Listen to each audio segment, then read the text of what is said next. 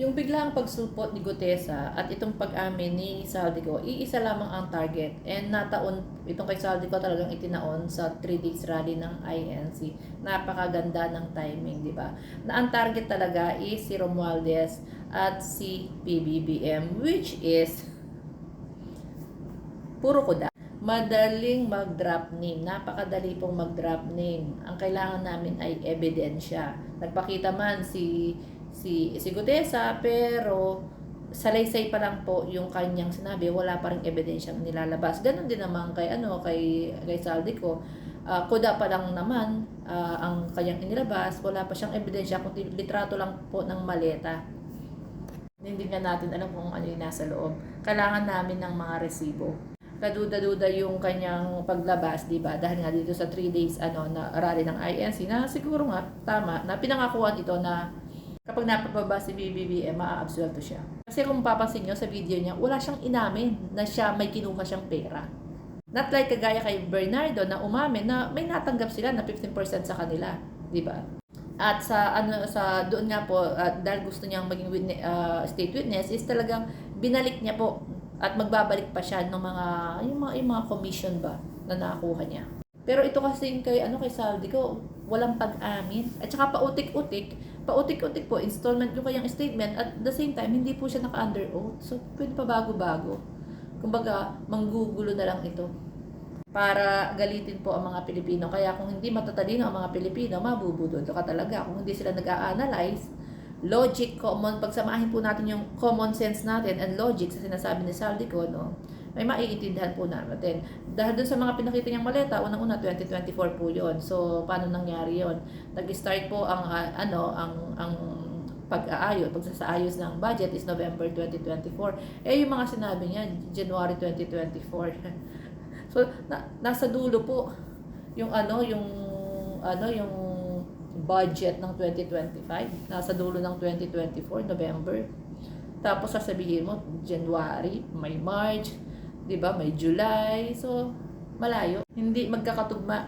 Hindi po nagtutugma yung kanyang mga sinasabi. At the same time, gaya po ng sinasabi ng mga mas may alam sa proseso po ng budget. Bakit magi-insert si PBBM sa BICAM na wala siyang control, na pwede siya mag-insert dito sa NEP? Sa NEP pa lang, makakapag-insert na siya ang may control. Ba't siya maghihintay na makarating sa BICAM na wala siyang control, at the same time, yun na po kasi yung finale. And yun nga, sinasabi na 100 billion daw yung insertion ng Pangulo. 100 billion ang insertion, pero ang binito ng Pangulo is 192. Siya ang nag-insert, so siya rin ang mag-veto. Siya ang punot dulo, ang talagang corrupt, pero siya ang nag-expose. Ganun ba yun? So parang hindi nagtutugma po, kasi yun ang sinasabi natin. Hindi po nagtutugma yung kanyang kwentong, yung script niya pala. So hindi siya nagko-collaborate po doon sa mga ebidensya and doon po sa proseso ng budget hearing. So, kung ikaw ay bobo, talagang hindi mo maiintindihan. Pero kung ikaw ay matalino at hindi mo maintindihan, pwede ka mag-research. Diba? Pwede ka mag-research. Huwag ka lang magre-research sa mga fake news. Punta kayo sa Google. Ang dami naman dyan, o kaya sa YouTube. Marami pong andyan commentator. Maraming commentator dyan, tsaka mga lawyer, kung paano ang proseso ng budget at kung saan pwedeng maglagay si PBBM. Diba? So, yun nga, kung nag-question natin, kung napakalaya niyang pwedeng maglagay sa NEP, so bakit siya mag-i-insert sa BICAM na wala siyang control? Napakasimple. At kung ibinibintang nila yung 100 billion na insertion ni PBBM sa BICAM daw, so bakit nagbito siya ng 192 billion until now? Kung siya ang tunay na head nitong corruption na ito na sinasabi ni Saldico, na what Marcos want, he gets. Kung siya talaga, bakit siya nag-expose? Hanggang ngayon, nag-expose pa rin siya ng corruption. Wala siyang tigil kaka-expose. Di ba? Hindi naman po kami makakarating sa ganitong posisyon na galit kami kung hindi dahil sa pag-i-expose ni PBBM. And that is true. That is true. Hindi tayo mapupunta sa sitwasyon na ganito na sobrang galit natin sa mga politiko kung hindi dahil sa pag-expose ni PBBM. Dahil nung nakaraang administrasyon, tahimik sila lahat. Wala nag-expose. May sinabi man si Digong, may pinangalanan man, pero wala siyang ginawang aksyon. Walang nangyaring investigasyon. Wala lang, para lang siya nag-grandstanding. Ito yung mga magnanakaw, ito yung mga korap, ito yung mga sangkot sa drugs. After that, wala na. May narinig ba kayo? Ako wala akong narinig. May narinig ba kayo ng pakulong? Ako wala. Meron akong narinig yung kaisa-isang mayor na ang balita natin is kalaban sa business. Kalaban sa business ng droga. And sinabi yan ni Magalong. Sinabi yan ni Magalong during a war on drugs, may mga isiningit, actually maraming isiningit si Digong na hindi naman talaga kasama sa watch list. Yun daw is mga kalaban ni Digong sa business. Pero hinayaan ni Magalong. O, diba? Hinayaan ni Magalong. Bakit hinayaan? Kasi nga, ang paliwanag ni Magalong, nakita niya daw yung sinseridad ni Digong. Sinseridad? Paano makita sinseridad? Pati yung mga inosente, idinamay mo, inilagay niyo sa watch list. Diba? Yung mga nawalan ng anak, kapatid, asawa, ng magulang, inilagay nyo doon sa watch list, tinukhang ninyo. Ngayon, mga ulila na po. Diba? Asan ang sinseridad? Sinseridad ba yung pumatay? 6 na taon, ang programa niya is pumatay. Yung war on drugs niya, kung talagang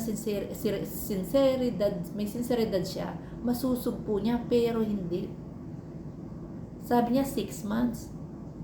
Humirit pa ng 6 na buwan. Umabot ng 1 taon, sabi, hindi niya kaya. Ba't ka pa nagpakita ng isang kakapal-kapal na libro na mga sangkot sa droga kung hindi mo naman pala kaya? Nagyabang-yabangan ka lang naman pala. Diba? Nagyabang-yabangan lang po siya sa interview. Doon sa mga listahan, sangkot sa droga, bandang huli pala, hindi niya kaya. Di sana hindi siya nangako. Nangako siya nung eleksyon. 2016, na 6 na buwan. Lahat tayo umasa. Bumoto ako Di ba?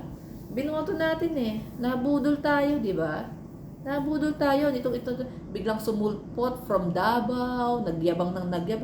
Give me 6 months. Sasakay ako sa jet ski. Nangyari ba? Wala. Lahat napako. Lahat pala, puro kalokohan. Korupsyon. Nagpangapangalan pa siya. Mga korap na politiko. Pinangalanan niya pa. Nagkaroon ba ng investigasyon? Wala. May napakulong ba? Wala. Sino ang malaking naipakulong na korap ni Digong in 6 years? Wala. Diba? Nagkaroon siya ng ano ba to? Ng economic advisor, si Michael Yang, na drug lords.